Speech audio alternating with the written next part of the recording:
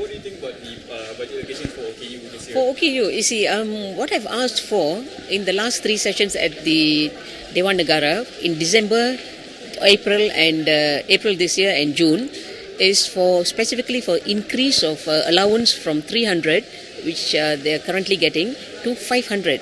So at least there will be some meaningful increase, And also for those who are not working, who are getting 150 allowance, to be increased to 300. So, but what we heard today at the Parliament when the budget was presented is really very, very disappointing. The increase is only 50 ringgit, which is almost meaningless.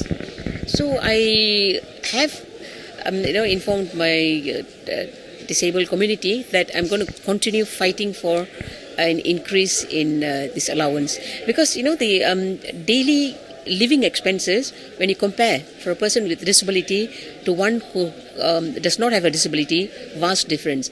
For a person with disability, especially those who don't have transport, have to spend so much of money just to get out of the house, to wherever they want to go, either to the hospital, to shopping complexes, or to work, to carry out their daily activities. So this is the reason why I think from now on the government has to look at development as being inclusive, to also include disabled persons. I also would like to bring out a point where the Prime Minister mentioned about programs for youth.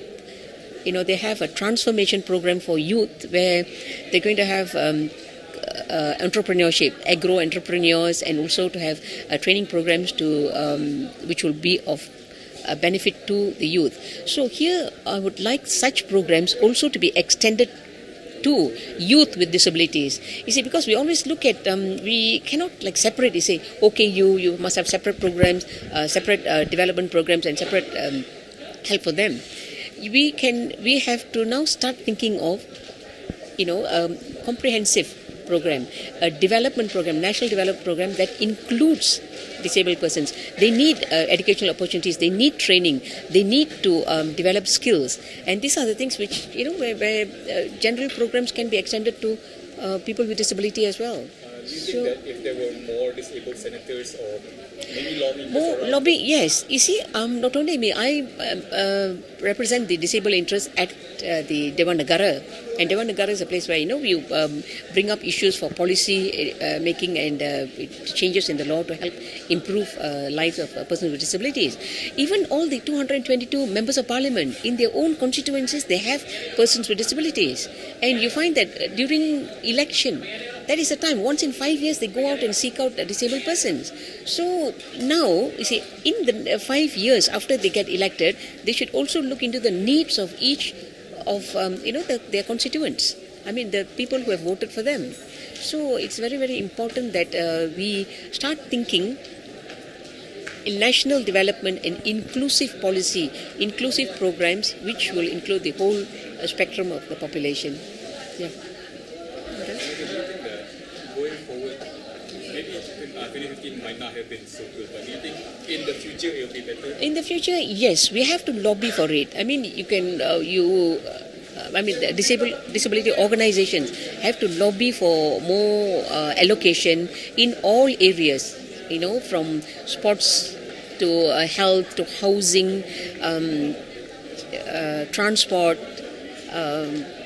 and not only welfare allowance. So I think, if we increase this lobbying, and also for the, ahli Dewan Undangan, your state exco, your, what do you call that? The state rep. State assemblymen, as well as members of parliament, if they can together lobby, and I think the resources in the country are enough to be distributed, to be also used for the improvement of disabled persons in this country.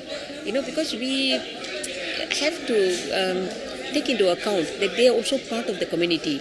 They are also part of the electorate who has put the government in place today. So, in return, they also should receive the the benefits and the support needed.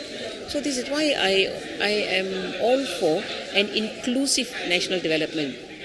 And, it's we have to think of disabled persons as also being contributing members of society.